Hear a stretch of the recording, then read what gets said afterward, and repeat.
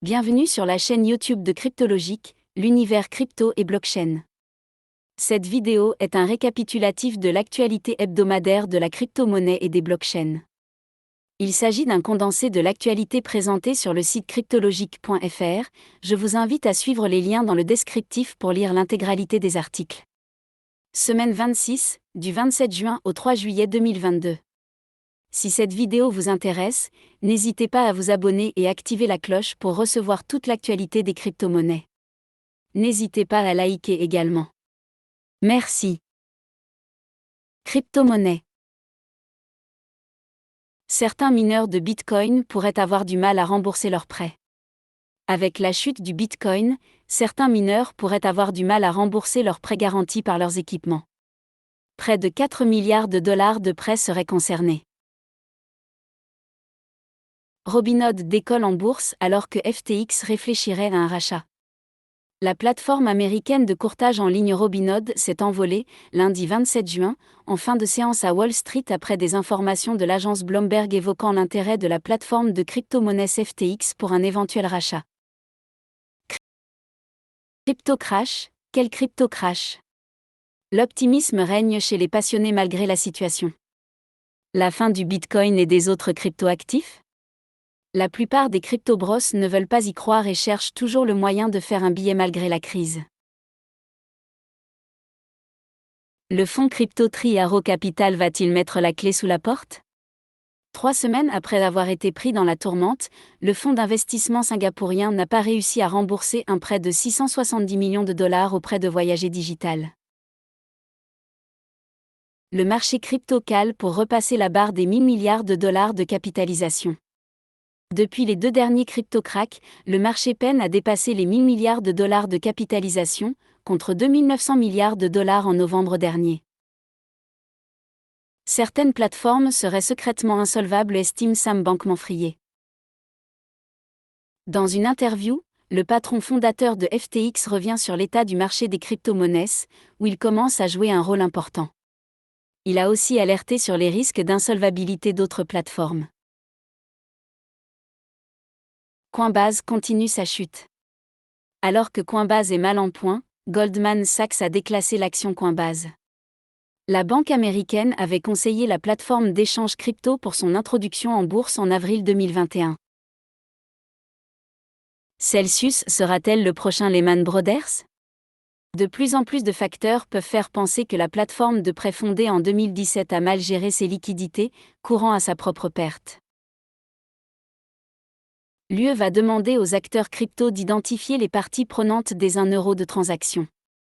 Le Parlement européen et le Conseil sont parvenus à un accord provisoire obligeant les acteurs crypto à fournir des informations d'identification sur les transactions en crypto-monnaies. Le gestionnaire d'actifs en crypto-monnaies Grayscale poursuit le régulateur boursier américain. Grayscale, qui se présente comme le plus grand gestionnaire d'actifs en crypto-monnaies au monde, a poursuivi le gendarme de Wall Street, la SEC, après s'être vu refuser le droit de coter en bourse un fonds indiciel en Bitcoin. Le GAFI appelle à renforcer les réglementations nationales sur les transferts de crypto. Alors que l'Europe vient de se prononcer pour un encadrement plus strict des transferts de crypto-monnaies, le groupe d'action financière, GAFI, vient d'ajouter son grain de sel. Les apprentis sorciers du crédit dans la tourmente. Elles voulaient jouer sur le terrain des banques en prêtant de l'argent et en rémunérant des dépôts, mais faute de garanties suffisantes, plusieurs plateformes de crypto-monnaies se retrouvent dans la tourmente et risquent la faillite. Quelles implications pour les sociétés et les particuliers en France? Le règlement TFR, dont un accord a été trouvé mercredi à Bruxelles, oblige les acteurs crypto à fournir des informations d'identification sur les transactions en crypto-monnaies. MiCA, le règlement européen qui veut enchaîner les crypto-monnaies.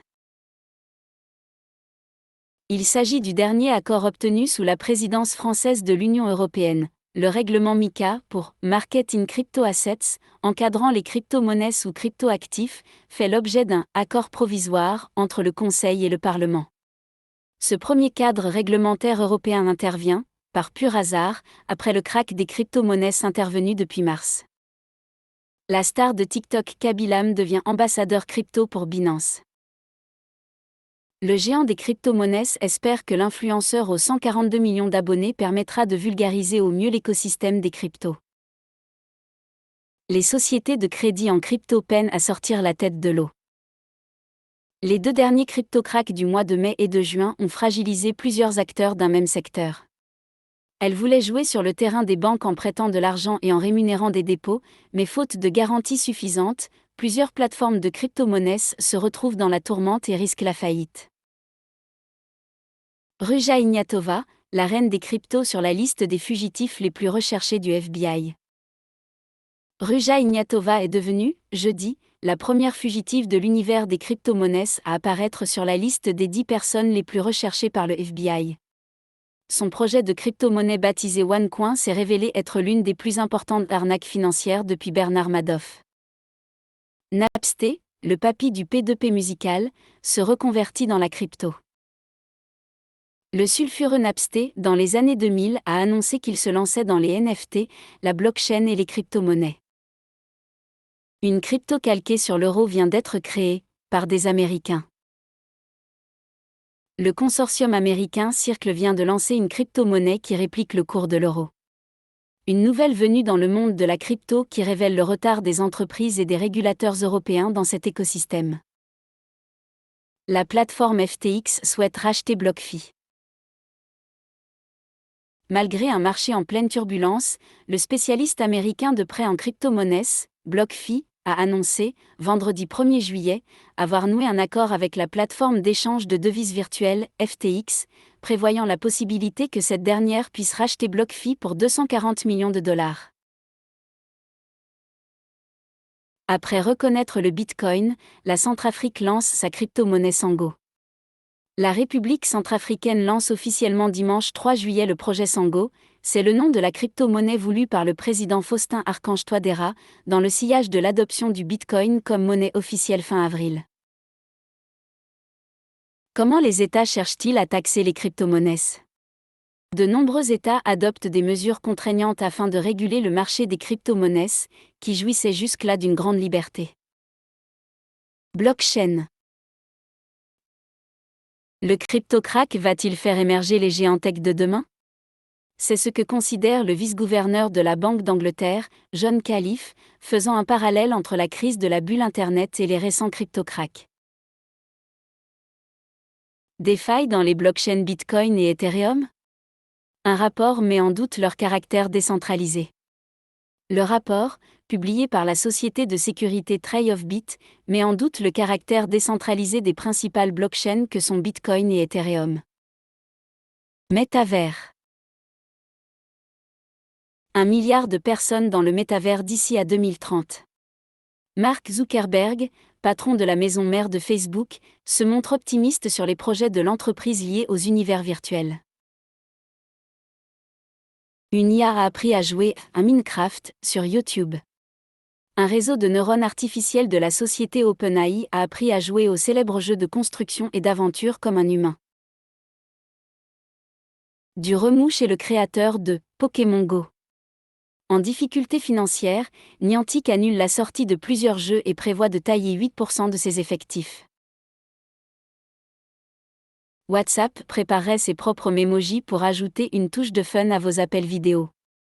Une nouveauté vient d'être dénichée par WaptInfo dans une bêta de l'application WhatsApp. Celle-ci fait état de la possible arrivée de nouveaux avatars pouvoir passer des appels à la manière de ce que propose déjà Apple avec ses mémojis. Comment le jeu The Sandbox a vendu des terrains virtuels à plus de 300 marques. Acquérir un terrain virtuel pour faire briller son logo dans le métavers ? C'est ce que propose The Sandbox, l'une des plateformes les plus développées du nouvel Internet Web 3, qui a déjà attiré plus de 300 marques au sein de son univers numérique. Bitcoin.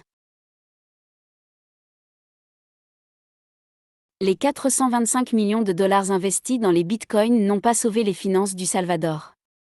Le pari du Bitcoin ne s'est pas avéré bénéfique pour le Salvador et son président, Nayib Bukele, comme le rapporte la chaîne CNBC. Depuis septembre 2021, le pays a perdu plus de la moitié de son investissement alors que le Bitcoin a perdu plus de 70% de sa valeur depuis son pic de novembre 2021. Pire, le pays a maintenant un besoin grandissant en liquidités pour pouvoir faire face au paiement de sa dette l'année prochaine, qui devrait dépasser le milliard de dollars. Malgré la chute des cours, les jeunes veulent encore y croire. J'ai été déçu, mais il fallait s'y attendre. Début juin, stupéfait par l'effondrement des cours des crypto-monnaies, étudiant en électronique informatique, s'est résolu, la mort dans l'âme, à vendre celles qu'il détenait. Cet ancien gérant star de Wall Street mise toujours à fond sur le Bitcoin. Le Bitcoin représente une opportunité de création de richesse inédite depuis plus de 30 ans, estime Rick Edelman, ancien grand gérant de fonds de Wall Street. Mal en point, le Bitcoin passe sous les 19 000 $. Le cours du Bitcoin est passé sous le seuil symbolique des 20 000 $. La reine des crypto-monnaies vient même de passer sous les 19 000 $. Le régulateur américain réclame 1,7 milliard de dollars à une plateforme crypto frauduleuse. L'agence de régulation financière américaine CFTC a attaqué en justice la plateforme sud-africaine Mirror Trading International MTI. Le Salvador va-t-il continuer à acheter des bitcoins? Le pays vient d'acheter 80 bitcoins supplémentaires. Il dispose aujourd'hui d'une réserve de 2381 bitcoins. Avec la chute du bitcoin, le montant de sa réserve a été divisé par 2. Extorqué, une université récupère l'argent, avec intérêt. L'université néerlandaise de Maastricht avait dû verser une rançon en bitcoin après une cyberattaque, en 2019. Elle a pu récupérer l'argent qui, entre-temps, avait pris de la valeur. Le bitcoin mine l'avenir du Salvador.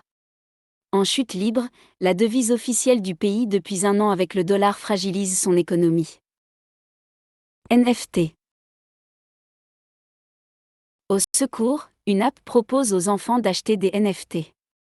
Zigazo veut devenir le plus grand réseau social pour les enfants au monde et offrir une plateforme d'éducation aux NFT. Une idée plutôt terrifiante, pour les parents comme pour les enfants. Kylian Mbappé s'associe avec la start-up Sorare. Kylian Mbappé, l'attaquant vedette du Paris SG et de l'équipe de France, va s'associer en tant qu'investisseur et ambassadeur exclusif avec la start-up française Sorare, créateur d'un jeu en ligne d'échange de vignettes de sportifs reposant sur les NFT. La licorne Sorare affirme avoir atteint la rentabilité. Le numéro 2 de Sorare, Thibaut Prédhomme, assure que la start-up a atteint une rentabilité lui permettant d'avoir un avenir dans le futur. Les singes virtuels portent plainte contre un artiste. La société Yuga Lab a intenté une action en justice contre l'artiste Ryder Rip pour avoir vendu des jetons non fongibles similaires à sa fameuse collection Bored Ape Yacht Club. OpenSea, fuite de données sur la principale plateforme de NFT. La société OpenSea a confirmé avoir divulgué les adresses e-mail de ses utilisateurs à cause d'un partenaire externe. Des plateformes de crypto-monnaies risquent la faillite. Plusieurs sites d'échange de monnaie virtuelle sont dans la tourmente, après la récente chute de ces actifs, comme le Bitcoin. Aux États-Unis, les régulateurs veulent y mettre de l'ordre. Cette vidéo se termine. N'hésitez pas à suivre les liens de la description pour plus de détails sur les articles.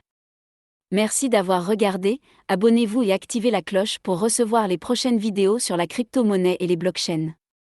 J'espère pouvoir faire évoluer cette chaîne afin de vous offrir un contenu plus convivial et divertissant, alors surtout abonnez-vous pour m'encourager. Merci à vous. À bientôt.